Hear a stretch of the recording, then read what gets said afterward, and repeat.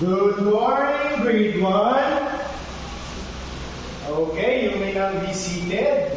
Now, I have here a picture that I want all of you guys to look at. Okay? Are you ready, grade 1? Okay. Let us first take a look in our first picture. Here in front. Okay? What do you think they are playing? Yes? Very good. They are playing volleyball. Volleyball.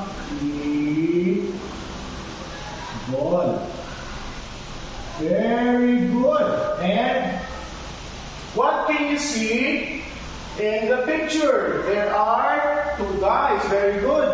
The first one, what is he doing? Yes? Yes, you, mister? That's right. He is jumping to get the ball. Jumping. Okay. Next, what can you observe in the second boy? Yes, raise your hand. Yes, you? Okay. He is running to block the ball. Running. Very good. Now, after observing, I want you, everyone, to look at our pictures here in the front. What can you see in the first picture here in the front? The first picture, they are what? They are walking. Is this similar to what you can see here in front? Very good. They are also walking. Okay. Walking. Very good. Now, on the second picture here in front, up here, what do you think he is doing? He is what? Very good. He is running just like what this boy did. Next, what can you observe in the third picture? He is what? Raise your hand. You, very good. He is jumping just like in our third bird. He is jumping just like, just like the boy in the second picture, he is jumping. In class, what do you think is this guy doing? Okay, I have a prize for anyone who knows what this guy is doing. Yes? Yes, you, mister? Very good. This guy is skipping. When we say skipping, can everyone read my penmanship? Very good. Okay? Can everybody read? First, we have walking. You say? Walking. Very good. Next, skipping. You say? Skipping. Very good. The third, jumping. You say? Very good. The fourth and last one, running. You say? Running. Very good. Now, I want everyone to focus on the first picture here in the front. Okay, what can you observe in the first picture? Everyone, what do you think is the boy doing? Okay, you, mister? Very good. The boy is walking. Okay, can someone come here in front and demonstrate how to walk? Okay, you go here. Very good. He is walking. Now, what do you think did she do? Very good. He walked. Now, everyone, can you walk from one place to another? Very good. Yes. Now, what do you call that movement from one place to another, just like in the picture? Very good. That is walking. So, Locomotor is a skill movement that moves from one place to another. Again, locomotor is a skill that moves from one place to another. Again, how can we say that walking is a locomotor skill? Because what? Raise your hand.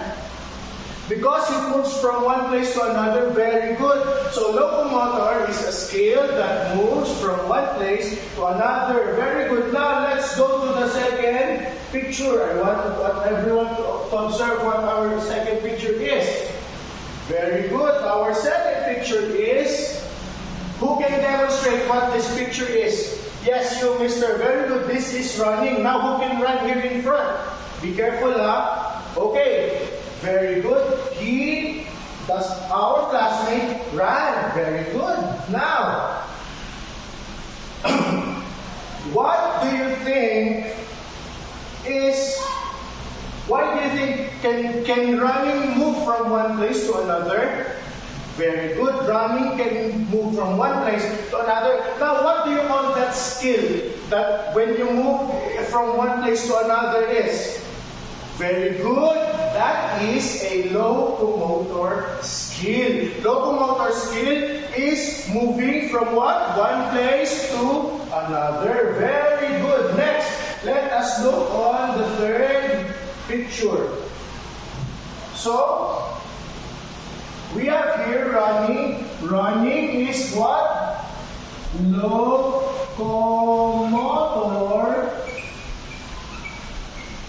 skill. Can everyone see? Very good. Also walking. Walking is a locomotor skill. Very good. Can everyone see? Okay, very good. Next, let us move to the third picture. Now, what can you say on the third picture? Yes, everyone, raise your hand if you want to answer. Yes, you, miss. Very good. The boy is what? Jumping. Very good. The boy is jumping. Now, can you demonstrate how to jump from one place to another? Okay, very good.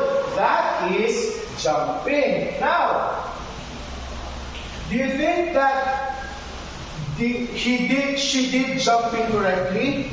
Very good. Yes, she did it correctly. Now, can everyone, I want to observe this picture. Can jumping move from one place to another? Can you move from one place to another by jumping? That's right. Very good. Now, what do you call that skill when you move from one place to another by jumping? What do you call that skill? Yes, you? That's right. That is a locomotor skill. Locomotor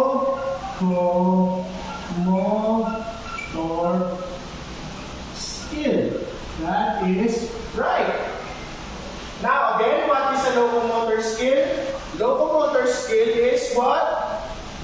Very good. Locomotor skill is a skill that you move from one place to another. Okay, next, let us look to the final picture. Okay? I want you to look at the final picture. Okay.